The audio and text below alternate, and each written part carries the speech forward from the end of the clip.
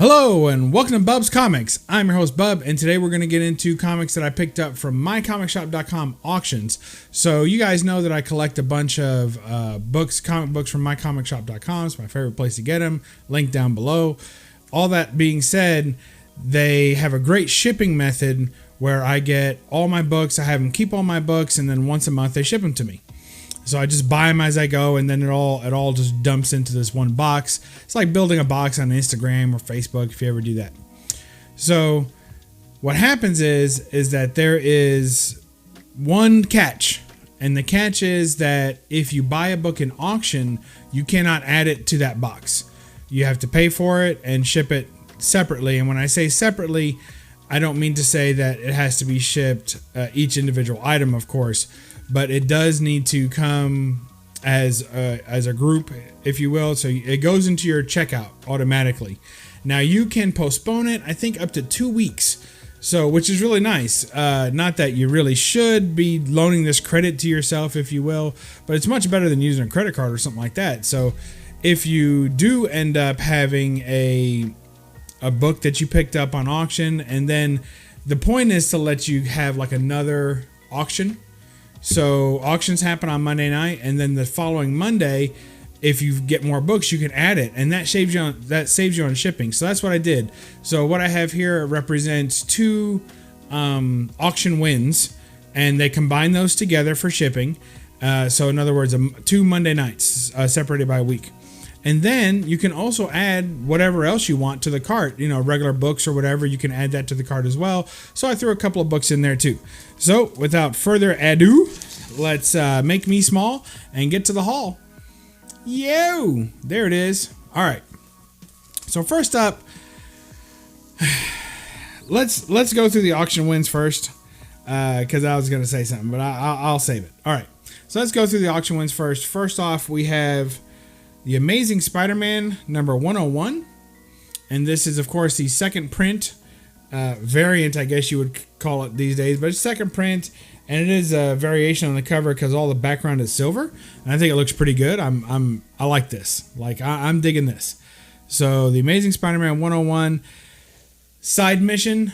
I haven't mentioned it too much on the channel, but I am trying to collect all the first appearances of the Legion of Monsters. Not for any spec whatsoever. Sometimes I pick up books. It's a different kind of FOMO, if you will. Like, to me, true FOMO is when you buy a book because someone else is telling you, oh my gosh, you got to get this book, and if you don't get this book, you're going to be mad the rest of your life. That's kind of ridiculous. But some people fall prey to that. But to me, I get a little bit of FOMO when if I think that there's gonna be spec. So it's like pre-spec. So there's no spec on Legion of Monsters, really. I mean, not any heavy spec. All the prices on like Werewolf by Night's first appearance, and of course Ghost Rider's first appearance was already up there. Man-Thing's first appearance was already up there. First appearance of Morbius is up there. So I mean, they're all kind of creeping anyway. But I think that if there's some sort of spoiler, or not spoiler, but like a trailer, like an end credit scene or something in Blade, and also we have Black Knight, right, which might be coming out, or he might factor into some other stuff. So if any of that stuff creeps in and people think that the Legion of Monsters may hit, then those books are going to get out of the price range. So I want to go ahead and get these while I still can. And that's not really fear of missing out so much. It's just like, okay, that they're already on my want list. It moves them to the top of my want list so I can go ahead and get them and not have to worry about other people who don't even care about these books, who are just wanting to flip it, or before they run out and grab them and get up all the affordable copies, or what I consider to be affordable. So, first appearance of Morbius, never really cared that much for the character, don't really have anything for it, but I did want all the Legions. So, a second print for this is kind of where I'm at. I paid not bad for this. I was impressed with the condition. I think it looks really good. And I think I paid like $50 for it, so that's not too bad. That's kind of the going rate now, and I looked it up. It's like 60 to 75 is like the cheapest you're going to get a copy right now. and that's fine. You know, I mean, maybe you get a real rag for 40 or something on the second print. Now the first prints are getting up there, and they honestly are getting to be too expensive for a book that I don't really care that much about. I just wanted to complete a set that I'm working on. So that kind of happened. So there it is. Still happy to have it, and I like the second print look better than the first print. I like all that silver. I think it looks really cool. So all right, next up, I won this. I don't even remember what I paid for it, like 15, 16 bucks, but I couldn't pass it up. Anytime a Schomburg cover comes up for sale, I don't care, as long as it's decent condition, and this is a little sub-decent. I'd say this is fair at best. But it's got a cool train on it. It is signed Schomburg, so you don't have to worry about that. It's got a cool train. It's got horses. Got, you know, the James brothers, Frank and Jesse James, you know, robbing the train. I think it's pretty cool. So I'm digging that. You got a little, who is that? Frank Lehigh, I guess, and Captain Bly. Some cool stuff. So real life comics, there's a lot of Schomburg covers through there. It's by Standard Comics, so that's pretty good. There's real life comics number 55 for those of you who are so inclined to care. So I picked those two up, and then then there was a couple more. So all right, I picked this one up. I'm super excited to have this book. I can't believe that I own this book, and it's not even like it's some huge key. I mean, you guys know the books that I show off. I hear it a lot. People comment on my Instagram quite a bit. I get messages and people say, hey, I like your collection. And one of the things that I hear most often is you show a lot of stuff that nobody else shows off. And I don't know why that is. Like, why wouldn't someone want that? You know, I think I'm sure a lot of people have shown that book. But this one you're probably not going to see again for a few years, if then. But this next book is one I had never even seen before. And so when it came up in the auction, I jumped all over it. I didn't even know this existed. So you guys know I'm a big Dick Tracy fan. And this is Dick Tracy, number 8. This is the Racket Buster. And this is from 1937. So pretty cool. In my mind, anything that's before 1938, which is Superman. So anything that predates Superman is pretty cool. And look how big this thing is. This is huge. I mean, and that's a Golden Age book, so that's already wider than your average book. Look at that. That thing is ginormous.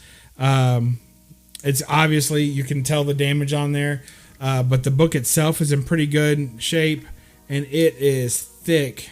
Look at that. This thing's huge. So to be as old as it is, and the colors pop, and all of Dick Tracy is there. He looks classic Chester Gould style. I mean, I couldn't pass this up. It's a rich old book. I mean, it's pretty cool. Nice big format pages, and it's just awesome. It's just awesome. So Dick Tracy number 8, and this is I just digging it. So I couldn't pass this up. I got it for what I consider to be a steal. Not crazy about the broken part there. I think I'm gonna invest in like maybe a color printer or something like that, and try and, with all my infinite free time, which I don't have, I think I'm gonna invest in maybe some kind of printer that will do color pages. That way you can kind of see the completed image on the corners. I'm not going to attach it or do anything crazy like that. But I just want it to look a little better. But man, that just looks awesome. I mean, this is what I dig. Stuff like this. Nice, really old properties that I care about. Like when I was a little kid, and Dick Tracy I loved Dick Tracy. I thought he was freaking awesome. Like the detective stories and the gadgets. I mean, to me, he was like a street level, James Bond, who's already street level, but he's like an American James Bond. So cool stuff. Loved it. So I also picked up, now full disclosure, these are going to be for sale at BUBSCon 2022. I think our next show is in October, maybe the first week in October in Bowling Green, Kentucky. So I'll be there hawking some books. But nothing, I basically just sell doubles. Like that's doubles and books that I bought for myself. So I very rarely buy books just to sell unless it's a double and I'm trying to keep the upgraded copy. And then in that case, I sell the downgraded one. That's just kind of what I do. So the books that are available at my booth are not speculating books or, you know, the book of the week kind of thing. They're books that I like, that I have bought, and now I'm done with, and I'm going to sell. So that's kind of what. But every now and then I pick up stuff like this just for the wall, because I don't really have. I have a lot of slabs, but I don't really have any doubles of slabs or slabs that I'm wanting to get rid of. To me, once they're in a slab, it's real easy to keep, and you know, I know that they're big and heavy, but I have a whole system for that, so it's not a big deal. So anyway, I picked up a couple of these. I think this was like, I want to say it was like $11. So when I see these slabs that are going to sell for nothing, and why did this slab sell for nothing? Because it's a Wolverine 156, absolutely nothing special about it. The cover art is okay. If you like Wolverine and Spider-Man, I don't think you'd be mad about this. But overall, it's not a key. Like, who sent this in? Like, who sent this book in to get? It's a Rob Liefeld story, because that's what we're all after. But like, who wanted this book graded? Like, I just don't get it. Like, did somebody get this book and was like, oh man, that's a 9.8, and it's not even. You can see a little rounded corner there. I mean, it's just not. I said, I don't understand this. So then somebody else runs out there and they, you know, buy this book, and it just, I bet this book has changed hands 10 times since the person got this graded. And now it's in my hands, and I'll throw it up on the wall. Not this wall, but on the sale day, you know, when we set up our table, I'll put this up on the wall. And what was it? It was like $11 or $16 I paid for that. I don't even remember what it was. I got 2 slabs, and I'll show the next one in a minute. And one was 11, one was 16. I don't remember which one was which, but that was not auction. So I'll throw this up there. I'm going to put $25 on it. No one's going to pay for it, but someone might ask to come to see it. I say, what do you give me for it? And they're going to offer me like 15 or $20, and I'm going to take it. And I'm going to sell somebody their first slab. Like, that's, you know, I think that's a cool thing. So that's kind of how I work on these things. And then the next one is Darker Image. Now this one actually is a key. So this is Darker Image number 1. And this is the first appearance of Max. It's right there. And he had a TV show, probably, I want to guess it was in the 90s. So he had a TV show in the 90s. It was pretty good. A cartoon. So Sam Keith cover. I mean, this is actually a book that I would expect someone to want. So I might put a little post-it note on there that says first appearance of the Max, and then see if anybody wants that. So, but it's first appearance of Max, Deathblow, and Bloodwolf. So it's got 3 first appearances on them, and I think these are the 3 characters here. And I'd be surprised if it's not her first appearance, although I don't know her name. So I'd be surprised if it's not her first appearance. So I think this is a pretty cool one. And this is the kind of thing where even though I paid next to nothing for it, I'm going to put a decent price tag on there.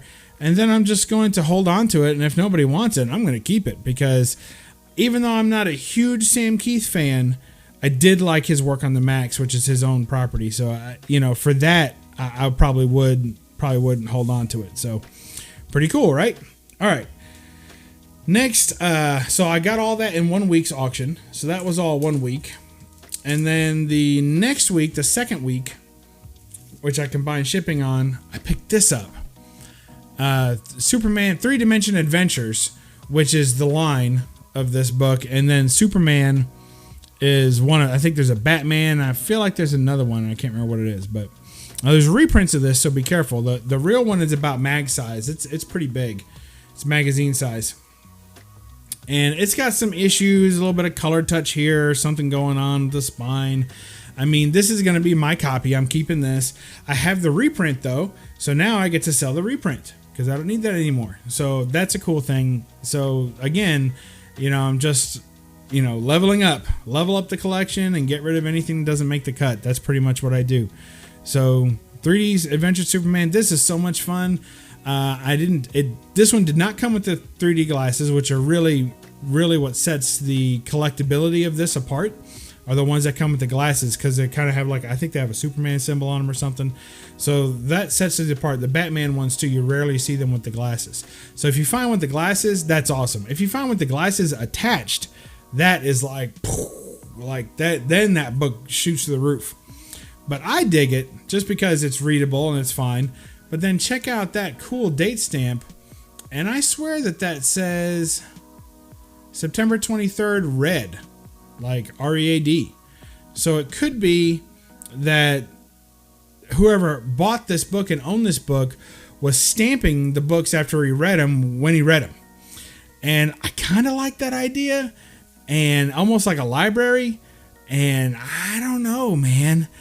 I'm awful tempted to start doing that with my with my runs. Like anything that I have a run, like I'm awful tempted to take a stamp and hide it on the back, like the last page, not the back cover, but I put it on the inside last page, and just a little tiny small stamp by the spine with the date that I read it.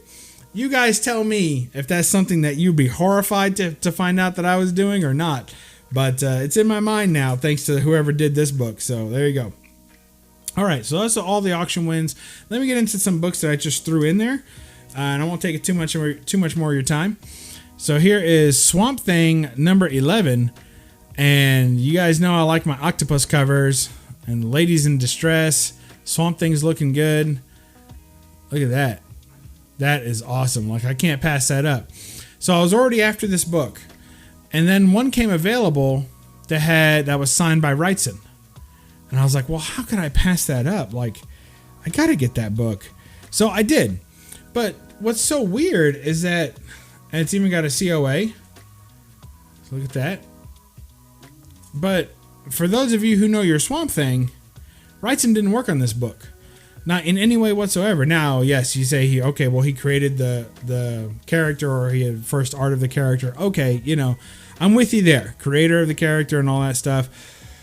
So it has a place on this book as opposed to, say, this book. Like, it has no place on this book whatsoever. It has a place on this book, but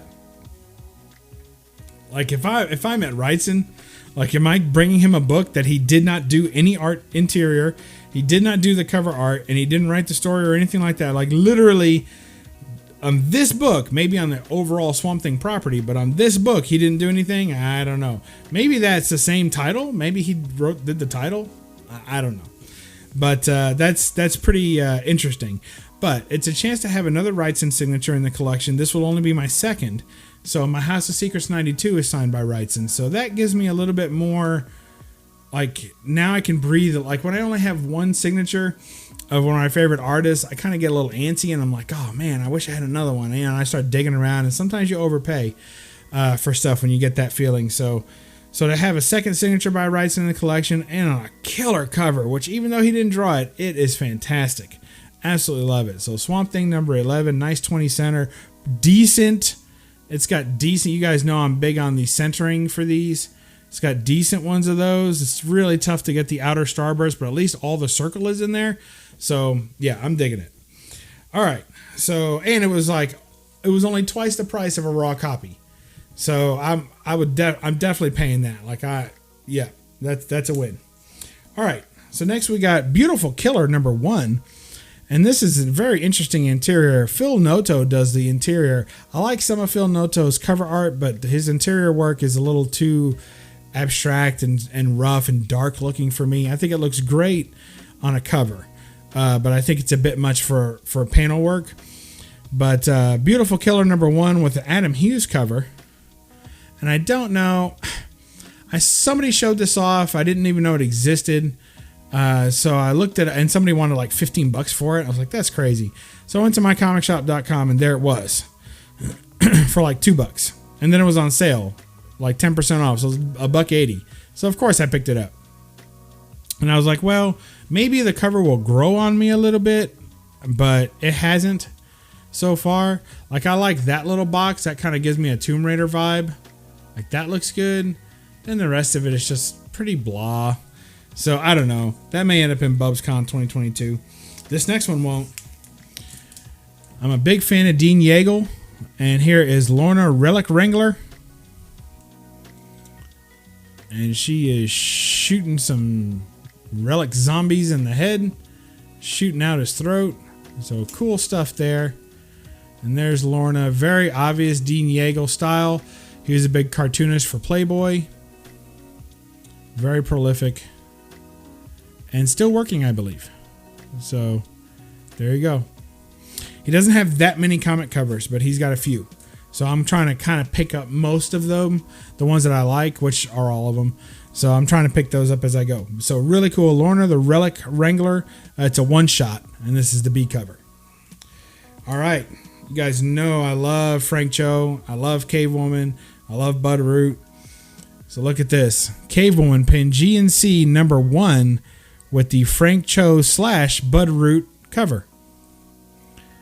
So this one has, I think the pencils are by Frank Cho. And I think that the color is, and maybe the inks are by Bud Root. So that's how I think that this got split up. So very cool.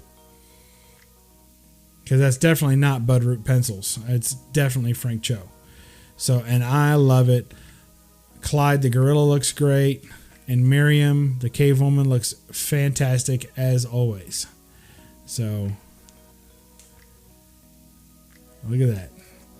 You guys know I'm cheesing for that thumbnail. All right. And last and probably least, we got X-Men Classic number 75. I've decided just to collect these X-Men Classics. I collect a lot of the Adam Hughes run that he did, and then also the Bolton back covers. The first several have Bolton back covers. John Bolton, I believe it is, back covers. So I collect those, and I collect the Adam Hughes run in there. So that's it. That's my haul. I hope y'all enjoyed that. Sorry it ran a little longer than usual, but old Bubsy's got to show off what he got. And when he picks up these big boxes, you know, and these big things come in the mail, I hate splitting them up because the story is how I got them, and usually everything in the box has the same story. So here we go. I hope y'all enjoyed that. We'll catch you next time in Bub's World and Bub's Comics. There it is. And remember to read a comic and don't apologize for the glare. Bye-bye.